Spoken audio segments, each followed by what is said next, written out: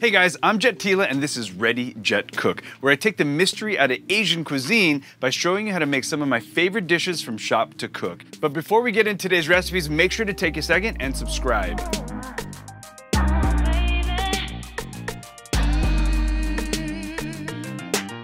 Today I'm making a classic Cantonese dish which my grandma made for us all the time. Steamed fish with ginger and scallion. I'm talking about cooking the entire fish whole from head to tail, but it really isn't as intimidating as you think it is. Let's go.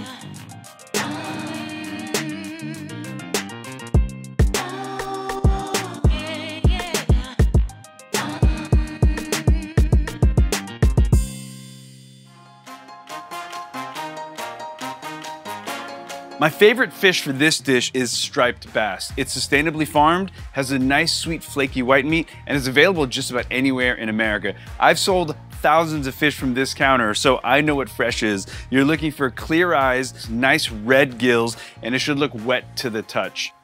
Thanks, man.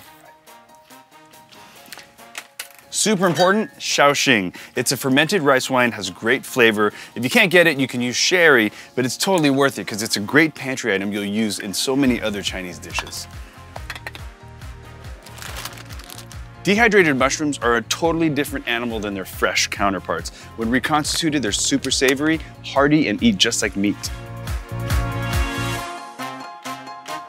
So eating fish and fishing has been a big part of my family for a really long time. When I was about 5, my grandma took me out and taught me how to fish. And now that my daughter's 6, I'm teaching her how to fish. So you gotta learn how to fish and then you gotta learn how to cook the fish in my family. So I'm gonna show you one of my favorite fish dishes here. I've got the whole fish, it's gilled and gutted, of course. I'm just gonna pat the exterior and the interior dry.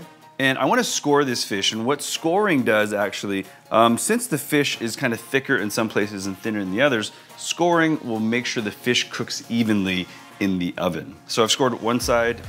I'm just drawing kind of 45-degree lines, 3 of them, all the way down to the bone, and this fish is ready to be seasoned. So fish goes into the pan, and I'm going to season it pretty generously on both sides and inside. A little salt. A little pepper, make sure to really kind of get into the scores, into the cavity. So in terms of knife work, I'm gonna start with these mushrooms. I've just put them in warm water to reconstitute, and now they get nice and kind of fleshy. So they eat totally different than fresh mushrooms. They're really meaty and they offer a lot of savoriness. So all I'm gonna do is slice them nice and thin. If you find that the stems are woody or a little too hard, feel free to cut them away and use them for another dish. So after my grandma taught me how to fish, I continued to fish. I actually spent most of my high school years working on a saltwater fishing boat, from becoming a deckhand to a boat cook. And to this day, one of my favorite things to do is still go fishing. All these ingredients are gonna go right into the pan and surround the fish and build layers of flavor. Just a few more ingredients, ginger. I'm really looking for the blades of grass cut on this ginger. So thin tiles become these really beautiful kind of blades of grass matchsticks. Ginger and fish are a real classic pair in Cantonese cuisine. My grandma always taught me that ginger helps kind of mask or absorb the fishiness of fish and leave the sweetness of fish there. Scallions. I'm just gonna take the tip and the root parts off, and I'm gonna cut these into, again, fine matchsticks to go onto the fish after I pull it out of the oven so I can run that really cool, hot, sizzling oil over them. So lastly, I'm gonna add the bok choy. These are really, really small bok choy, so if you get the larger ones, cut them down into kind of finger-sized pieces, but these are ready to just kind of snap in half and get added to the pan. Let me show you how to build the sauce. It starts with water.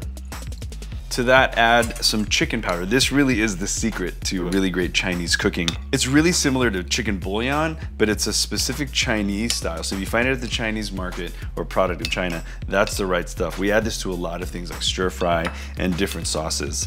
A little bit of sugar.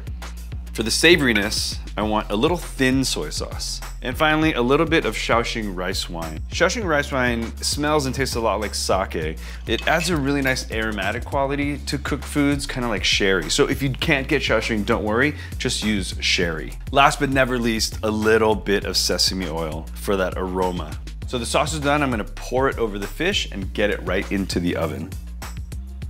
So I'm doing one layer of plastic to really kind of trap all the steam in. And then the next layer is foil to protect the plastic. I know what you're thinking. you're worried that the plastic is gonna burn. But no, chefs have been doing this for many, many years. As long as your oven's at 325 and you got the foil over the plastic, it's gonna be fine. I promise.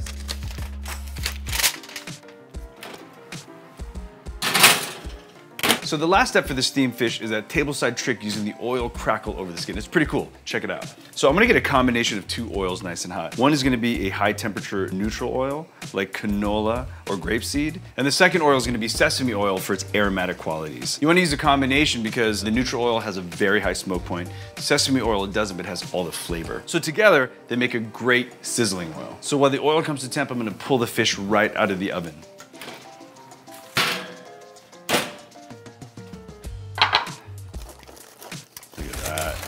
Plastic intact. So fish is out of the oven, I removed the plastic and foil layer, and now I'm ready to do the scallion and sizzling oil. The way the scallion is reacting with the oil and all the fish, it creates this amazing aromatic quality. So it's time to taste. The sweetness of the fresh fish, the soy sauce, that scallion oil, the mushrooms, all that comes together to make an amazing bite. So there it is, an amazing steamed ginger scallion fish. Thanks so much, guys. Make sure to like, subscribe, and put your comments below, and I'll see you next time on Ready, Jet, Cook.